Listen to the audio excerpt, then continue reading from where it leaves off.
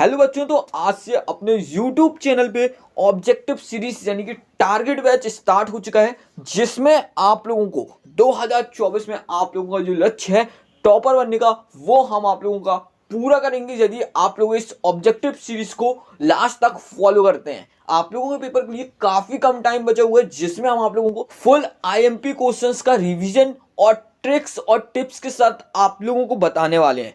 जिसमें आज अपना पहला सब्जेक्ट हिंदी, जो आप लोगों का 5 फरवरी को पेपर होने वाला है, उसमें जो भी पेपर में क्वेश्चंस आने वाले हैं उसका पूरा आप लोगों को रिवीजन करवाने वाले हैं। साथ ही टेलीग्राम में आप लोगों के लिए जो टॉपर बैच के क्वेश्चंस दिए जा रहे हैं, आप लोग उसको जरूर फॉलो कीजिएगा। गिनती के आप लोगों को 30 से 40 क्वेश्चंस दिए जाएंगे हर सब्जेक्ट में। सिर्फ आपको उतना करना है। यदि आपने उतना कर लिया तो आप लोगों का 100% कंफर्म है कि आप लोग टॉप करोगे। और ऑब्जेक्टिव्स के लिए हमने अपने YouTube चैनल पे ऑब्जेक्टिव सीरीज स्टार्ट कर दी है। आज अपन लोग हिंदी की बात करने वाले हैं। आप लोगों का लक्ष्य टॉपर बनना है, तो हमने ये टॉपर बैच स्टार्ट कर दिया है, ठीक है ना। 0 से टॉपर तक का सफर आपको हमारे साथ करना है और टॉपर बनना है। तो चलिए वीडियो को स्टार्ट करेंगे। यदि YouTube चैनल पे फर्स्ट टाइम विजिट कर रहे हैं तो YouTube चैनल को सब्सक्राइब जरूर कीजिएगा। तो आप लोगों का क्वेश्चन नंबर 1 आता है, अर्थ के आधार पे वाक्य कितने प्रकार के होते हैं। ये एक ऐसा क्वेश्चन है जो आप लोगों को अप्रोक्सीमेट हर साल क्वेश्चन ये वाला आता ही आता है। कभी फिल इन द ब्लैंक्स में आता है, कभी ऑब्जेक्टिव में आता है, कभी वन वर्ड में, या फिर आपको क्वेश्चन आंसर में देखने को ये वाला सवाल मिलता है। लेकिन इस सवाल को आप लोगों को याद करना ही नहीं है। इसको आप लोगों को हम समझा देते हैं कि इसका आंसर क्या होगा और कैसे करना है आपको, ठीक है ना। सबसे पहले क्वेश्चन आता है, अर्थ के आधार पर वाक्य कितने प्रकार के हैं। तो हमेशा याद रखिए, अर्थ के आगे क्या लिखा है, आ लिखा है, तो आंसर भी आ से होगा, यानी कि 8, ठीक है ना। तो आप लोगों को इस प्रकार से इसको टिक करना है, 8 का सही आंसर है आप लोगों के। चलिए आगे देखेंगे, अर्थ के आधार पे 8 प्रकार के वाक्य होते हैं, ये तो हमको कंफर्म हो गया।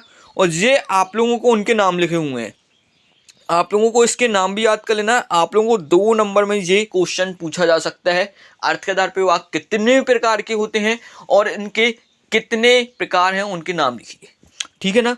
चलिए नेक्स्ट क्वेश्चन को देखेंगे अपन लोग। यहाँ पे नेक्स्ट क्वेश्चन आता है, रचना के आधार पे वाक्य कितने प्रकार के होते हैं। एक क्वेश्चन आपका ये आएगा या फिर एक अर्थ के आधार पे वाक्य पूछा जाएगा, ठीक है ना। तो आप लोग इसको अच्छे से याद कर लीजिएगा।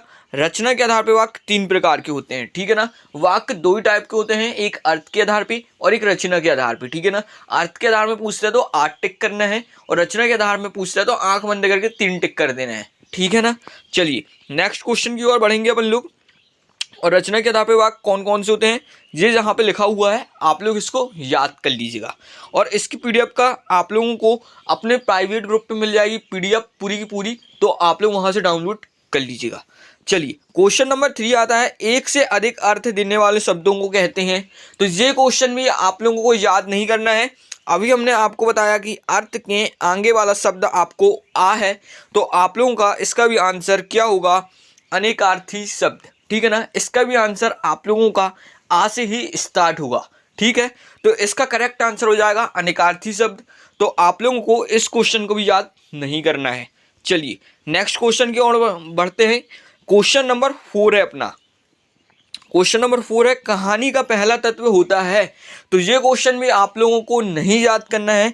कहानी के शब्द से आगे क्या लिखा हुआ है, का, तो इसका आंसर भी हो जाएगा का से, कथानक, ठीक है ना। अभी तक आप लोगों को एक ही क्वेश्चन याद नहीं करना पड़ा है, ठीक है ना। हिंदी काफ़ी सरल है। आप लोग यदि हमारे अप्रोच से इसको करेंगे ना, ये ट्रिक है सारी, आप लोग को यदि ये सारी चीज़ें पता है तो आपको एक भी क्वेश्चन याद नहीं करना पड़ेगा, ठीक है ना।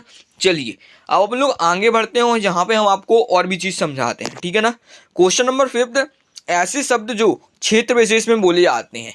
कौन से, कठोर शब्द, क्षेत्रीय शब्द, विचारात्मक शब्द, कोमल शब्द। तो आप लोगों को यहाँ पे दिखाई दे रहा है क्षेत्र, यानी कि क्षेत्रीय शब्द बोला जाता है क्षेत्र में। तो ये वाला क्वेश्चन भी आप लोगों को याद नहीं करना है। चलिए अब हम लोग आगे बढ़ेंगे और आगे आपका आता है, रेडियो नाटक में नहीं होते हैं। तो ये क्वेश्चन नंबर 6 है। सभी ने रेडियो को देखा हुआ है। रेडियो में आप लोगों को सुनने को मिलता है, लेकिन आप लोगों को उसमें देखने को कुछ भी नहीं मिलता है। तो आप लोगों को यहाँ पर टिक करना है दृश्य। दृश्य मतलब होता है सीन या फिर देखना, ठीक है। आप उसमें कुछ देख नहीं सकते हैं। ये कॉमन सेंस का क्वेश्चन है, आप लोगों को इसको भी याद नहीं करना है, कॉमन सेंस के अनुसार आप लोग इसका आंसर टिक कर सकते हैं, ठीक है।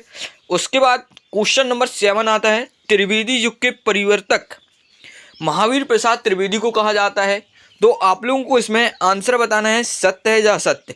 तो ये वाला आंसर है सत्य, ठीक है ना। जो त्रिवेदी युग का प्रारंभ होता है वो महावीर प्रसाद त्रिवेदी ने किया था, ठीक है ना। चलिए नेक्स्ट क्वेश्चन को देखेंगे। जहाँ से क्वेश्चन नंबर 8 आता है, जहाँ शब्द से काव्य की शोभा बढ़ती है वहाँ अलंकार होता है। तो आप लोगों को इसमें कुछ नहीं करना है, जैसे ही यहाँ पे आपने शब्द देखा तो आप लोगों को शब्द अलंकार में टिक कर देना है, ठीक है ना। तो आप लोगों को ये चीज़ समझ में आ गई है ना। चलिए अपन लोग अब आगे बढ़ेंगे और नेक्स्ट क्वेश्चन को देखेंगे। नेक्स्ट क्वेश्चन आता है, हिंदी पद्य साहित्य को बांटा गया है। तो आप लोगों को ये चीज़ पता होना चाहिए, आप लोगों की हिंदी का ये पहला क्वेश्चन है और ये आप लोगों को लिखने भी आ सकते हैं 2 मार्क्स में, ठीक है ना। 4 कालों में बांटा गया है, ठीक है। चलिए अपन लोग यहाँ से अब नेक्स्ट क्वेश्चन को देखते हैं। अच्छा, अब यहाँ पे आप लोगों के लिए एक इम्पॉर्टेंट बात है, यदि आप लोगों ने अभी तक अपने प्राइवेट ग्रुप को ज्वाइन नहीं किया है, जहाँ पे आपको पेपर्स और नोट्स मिलने वाले हैं और इम्पोर्टेंट क्वेश्चंस वगैरह मिलने वाले हैं, तो आप लोग यदि ज्वाइन नहीं हुए हैं तो हमसे कांटेक्ट कर लीजिएगा टेलीग्राम चैनल पे, आप लोगों को हम ज्वाइन कर देंगे। जितना जल्दी हो सकता है उतना जल्दी आप लोग इस टारगेट बैच को इनरोल करेंगे तो आप लोगों को बेनिफिट मिलने वाला है, क्योंकि टाइम काफ़ी कम बचा है। तो आप लोग लगातार उसमें भी प्रैक्टिस होती आएगी और यूट्यूब में हम आपको ऑब्जेक्टिव सीरीज दे रहे हैं, यदि आप इसको करते हैं तो आप लोग 2024 में टॉप जरूर कर जाएंगे। चलिए अपन लोग यहाँ से नेक्स्ट क्वेश्चन की ओर बढ़ते हैं। तो नेक्स्ट क्वेश्चन आता है, एकांकी में कितने अंक होते हैं। तो ये भी आपको नहीं याद करना है, एकांकी में सिर्फ एक ही अंक होता है। एकांकी में खुद ही लिखा हुआ है 1 होता है, तो यहाँ पे आपको 1 में टिक कर देना है, राइट। तो आपका करेक्ट आंसर हो जाएगा घा वाला। चलिए नेक्स्ट क्वेश्चन को यहाँ से देखेंगे, समाज कितने प्रकार के होते हैं। ये आपको fill in the blanks 1 word या फिर आपको 2 नंबर में भी लिखने को आ सकता है, ठीक है ना। और अप्रॉक्स ये काफ़ी बार पूछा जा चुका है पेपर में, तो आप लोगों को पता होना चाहिए कि समाज जो है वो 6 प्रकार के होते हैं, ठीक है ना। चलिए अब अपन लोग यहाँ से आगे बढ़ने वाले हैं। तो यहाँ पे आता है, वीर रस का स्थायी भाव क्या है। तो एक क्वेश्चन ये है आप लोगों का वीर रस का स्थायी भाव, और एक क्वेश्चन इसके आगे हमने इसको लगा है करुणा रस का स्थायी भाव है।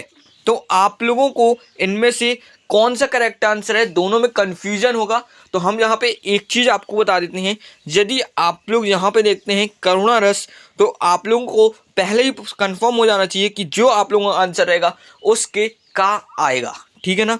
देखिए यहाँ पे इसका करेक्ट आंसर हो जाएगा शोक। शोक में आप देख सकते हैं का कबूतर का आ रहा है, यानी कि इसका आंसर आप लोगों का कंफर्म हो गया है कि शोक होगा। और यदि इसके अलावा आप लोगों से पूछा जाता है क्वेश्चन नंबर 12, वीर रस का स्थायी भाव क्या होगा, तो आप लोगों को यहाँ पे टिक करना है उत्साह होगा, ठीक है ना। दोनों में कभी भी डाउट नहीं आएगा आप लोगों को। यदि आपको करुणा पूछा जाता है तो आप पहले ही समझ जाएंगे कि का से इसका आंसर होगा, यानी कि आप लोग शोक टिक कर सकते हैं और उत्साह आप लोगों को टिक करना है, ठीक है ना। चलिए अपन लोग यहाँ से अब आगे बढ़ते हैं, इसका आप लोगों का शोक है, ठीक है ना, करेक्ट आंसर।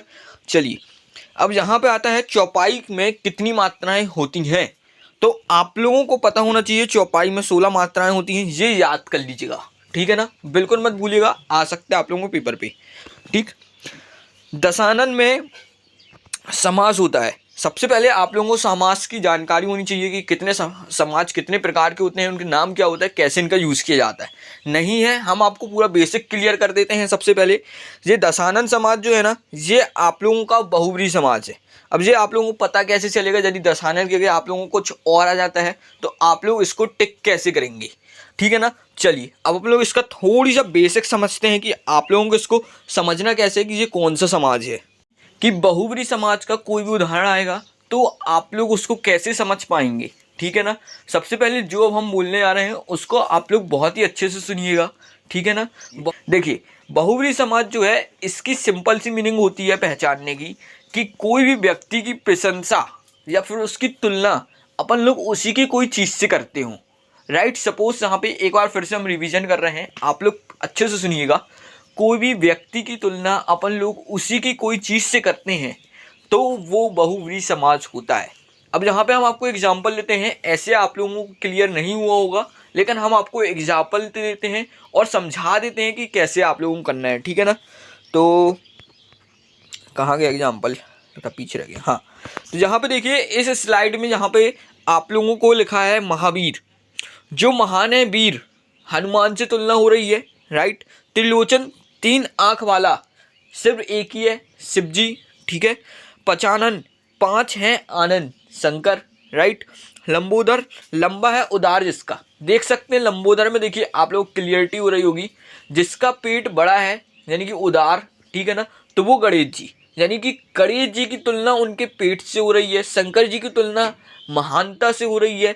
इसी प्रकार जितना भी कुछ है, कोई इंसान की तुलना उसकी कोई चीज़ से होती है तो वो बहुव्रीहि समाज कहलाता है, ठीक है ना। ये आप लोग अच्छे से क्लियरिटी कर लीजिएगा, ये बहुव्रीहि समाज पे कभी दिक्कत नहीं आएगी। ये कुछ एग्जाम्पल्स आपको समझाने के लिए लिए गए थे, तो इसको भी आप लोग एक चक्कर देख लिया, क्योंकि क्वेश्चंस बनेगा तो आप लोगों को बनना चाहिए कि बहुव्रीहि समाज कौन सा होता है, द्विगु समाज कौन सा होता है, द्वंद्व समाज कौन सा होता है।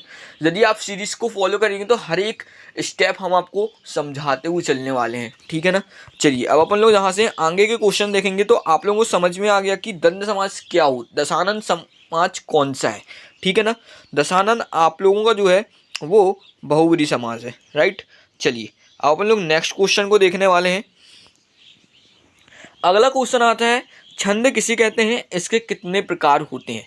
2 नंबर में पूछा जा सकता है, ऑब्जेक्टिव में भी पूछा जा सकता है, ठीक है ना। तो आप लोगों को हम बता देते हैं कि छंद क्या होता है। तो समझिएगा आप लोग, इसको आप लोगों को लिखना कैसे और याद कैसे करना है। बहुत ही सरल भाषा में हम बोलेंगे, जो हम बोलेंगे आप लोग उस पर ध्यान दीजिएगा, ठीक है ना।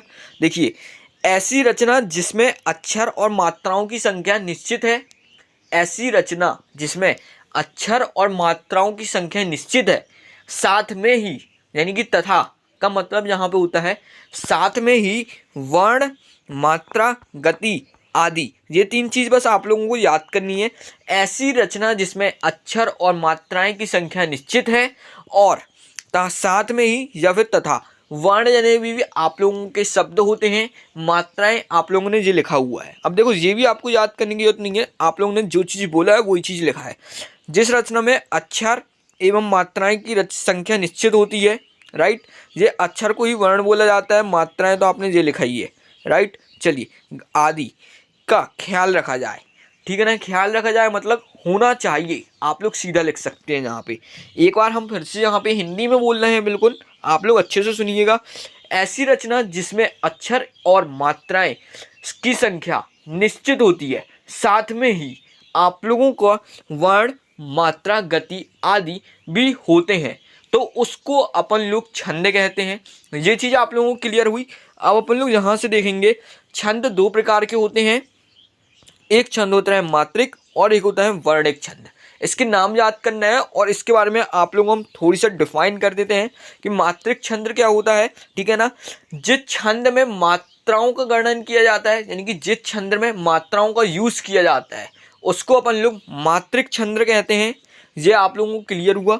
चलिए अब अपन लोग यहाँ पे देखते हैं वर्णिक छंद, ठीक है। वर्णिक से आपको समझ में आ रहा है जिस छंद में वर्ण होते हैं, वर्ण मतलब शब्द, वर्ण होते हैं, उस छंद को वर्णिक छंद कहा जाता है, ठीक है ना। तो आप लोगों को सिर्फ इतना ही करना है, ये आप लोगों का कंप्लीट हो गया। चलिए यहाँ से आप लोगों को थैंक यू बोलना चाहेंगे, यदि आपने इस सेशन को किया है तो आप लोग इसको ज़रूर अच्छे से करिएगा। और यदि अभी तक आपने अपने टॉपर बैच को यानी कि टारगेट बैच पे इनरोल नहीं किया है तो आप लोग इनरोल कर लीजिएगा टेलीग्राम में हमसे कांटेक्ट करके, जिससे कि आप लोगों को इस प्रकार की ये सारी पीडीएफ पेपर्स वगैरह आपको हम प्रोवाइड कर सकेंगे, ठीक है ना। तो इनरोल करिएगा और यूट्यूब चैनल को सब्सक्राइब जरूर कीजिएगा। ये सीरीज़ कैसी लगी है आप लोगों को, इसमें काफ़ी कुछ आप लोगों को सीखने को ज़रूर मिला होगा, हमें उम्मीद है। और यदि सारे डाउट आपके क्लियर हैं तो एक बार कमेंट में यस कर दीजिएगा और ये सीरीज़ कैसी लगी है आप लोगों को ज़रूर कमेंट में भी बताइएगा। तो अब अगले पार्ट के लिए आप लोग रेडी हो जाइएगा। तब तक के लिए अब अपन लोग मिलेंगे अगली वीडियो पर।